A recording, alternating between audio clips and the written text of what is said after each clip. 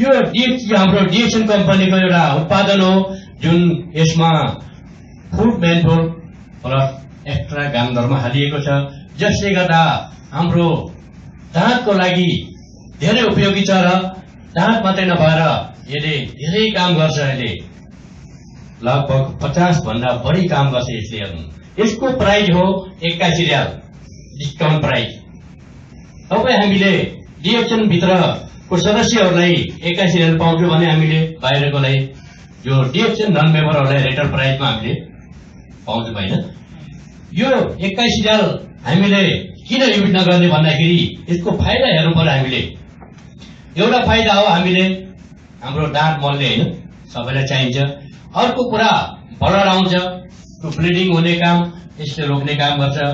यो ब्लड आउने व्यक्तिलाई हामीले ब्रस युज नगरेर ब्रस लगाएपछि ब्लड आउँछ, त्यस कारणले तपाईँले यसलाई अलिकति निकालेर यो औँलाले लगाउनुहोस्, त्यसपछि नुहाउनुहोस्, मुख बन्द गरेर अलिकति पानी हालेर 10-15 मिनट तपाईँ बन्द गरेर राख्नुहोस्। त्यसपछि तपाईँ त्यसले भित्र जति समय राख्यो त्यति राम्रो काम गर्छ होइन। त्यो गर्दाखेरि तपाईँको ब्लड आउनु समस्या पनि हराउँछ र त्यति बेला पनि ब्लड आउँदैन। अर्को दाँत स्मेल आउने समस्या, मान्छेले यहाँ बसेन ऊ पर्छौँ गनाउँछ मान्छेको होइन, कस्तो गनाउँछ, टोयलेट भन्दा खतरा गनाउँछ नि मान्छेको। त्यस्तो समस्याको लागि पनि यो धेरै उपयोगी छ, जसलाई ब्रस मात्रै गरेर हुँदैन। त्यो पेटभित्रको समस्या कारणले आएको त्यो स्मेल आउने भनेको हाम्रो पेटभित्रको समस्या कारणले। त्यस्तो व्यक्तिले के गर्ने भन्दाखेरि ब्रस गर्ने प्लस यसलाई कालो कफीमा या कुनै पनि तपाईँ गरम पानीमा हालेर फिटेर तपाईँ खानु दिनमा 2 चोटि, त्यसले भित्रको सफाई गर्दै जान्छ र मुखबाट पनि यो गनाउने हरेक समस्या पनि यसले पुरा गर्छ होइन। अनि यसले अरू के काम गर्छ, हामीलाई ज्वरो आयो प्याराडोल भन्दै पकाला पर्दै जान्छौँ हामीले, तर हामीले प्याराडोल चाहिँदैन। यही गानुजी टुथपेस्टलाई अलिकति निकालेर त्यसमा थोरै पानी हालेर होइन, थोरै पानी हालेर मिक्स गरेर पातो बनाएर तपाईँ यहाँ यो अनुहार लगाइदिनुहोस्, यो घाँटीमा यतातिर होइन काखीमा लगाइदिनुहोस्। त्यसपछि तपाईँको टेम्परेचर कम हुन्छ। टेम्परेचर कम हुनु भनेको ज्वरो घट्नु, यसले काम गर्छ है। यदि कपाल ठोटो छ भने तपाईँले यसलाई पानीमा अलि पातो लगाएर कपाल पनि रगड्नुहोस् तपाईँले है, जसले गर्दा तपाईँको टेम्परेचर त्यो हट्छ, प्याराडोल खानु पर्दैन। किनभने यो मेडिसिनहरू खाँदाखेरि हामीलाई अलिक केमिकल हुन्छ, जसले साइड इफेक्ट गर्छ, तर हाम्रो यसबाट कुनै साइड इफेक्ट छैन होइन।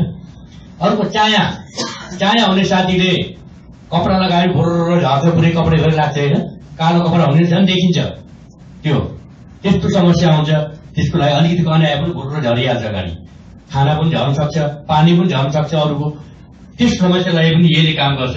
नुहाएपछि तपाईँ कपाल भिजाएपछि यो निकालेर हातमा पानीमा अलिकति रगट्यो होइन, रगटेर लगाइदिनु भई 5 मिनट 7 मिनट सुक्न दिनुहोस्, चाया पनि हराउँछ डान्डर भयो यसले।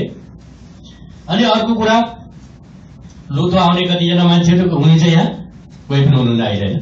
यदि लुतो आउने साथीहरू पनि कोही हुन्छ तर देखिँदैन, हामीले थाहा हुँदैन हामीलाई कस्तो ठाउँमा अप्ठ्यारो ठाउँमा आएको हुन्छ लुतो है, जसलाई डक्टरसँग जान पनि सक्दैन मान्छेहरू।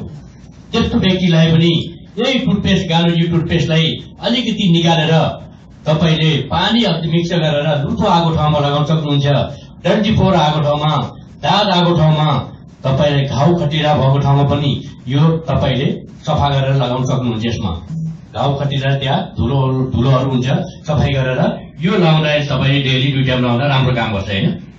अर्को कुरा काखीमा स्प्रे हान्ने कतिजना हुनुहुन्छ, स्प्रे बाहिरको स्प्रे हान्ने, बाहिरको स्प्रे हान्ने साथी हुनुहुन्छ जसलाई त्यो केमिकल डाइरेक्ट हाम्रो छालामा जान्छ होइन, हाम्रो स्किनमा जान्छ, जसले गर्दा अहिले त पछि एलर्जीको समस्या निकाल्छ।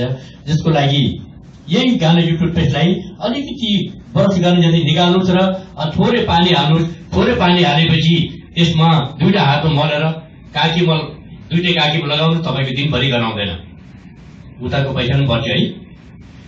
अरू के काम गर्छ अरे खुट्टा गनाउने समस्या, जुत्ता गनाउने भन्ने साथीहरूले, तर जुत्ता होइन खुट्टा गनाउँछ है, खुट्टाले गर्दा जुत्ता गनाउँछ है। जुत्तामा बाहिर भएको हुनाले अनि जुत्तामा अलिकति के त्यहाँ अब एउटा के अरे यो विषादीहरू होइन, टक्सिनहरू, त्यसले खुट्टाबाट पनि यसले निकाल्ने गर्छ, जसले गर्दा हाम्रो खुट्टा गनाउने गर्छ है।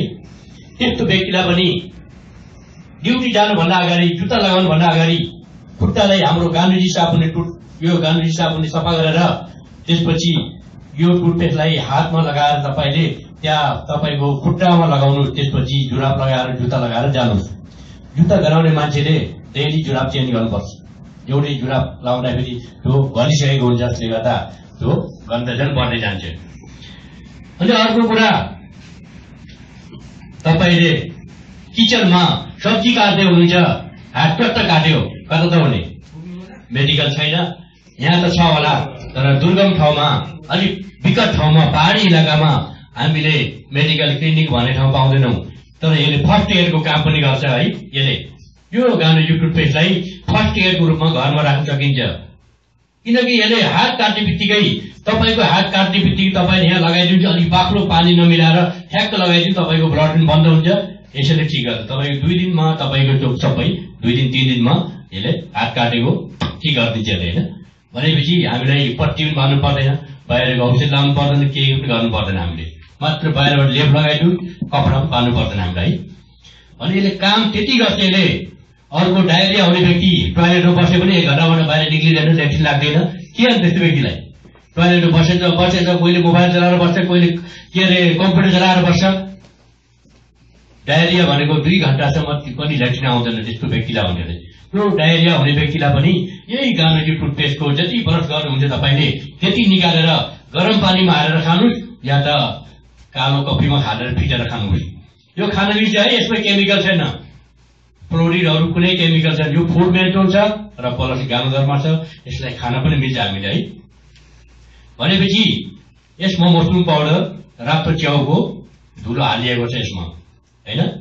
किङ अफ हर्बल भन्छन्, यो तपाईँको हर्बलको राजा, होइन?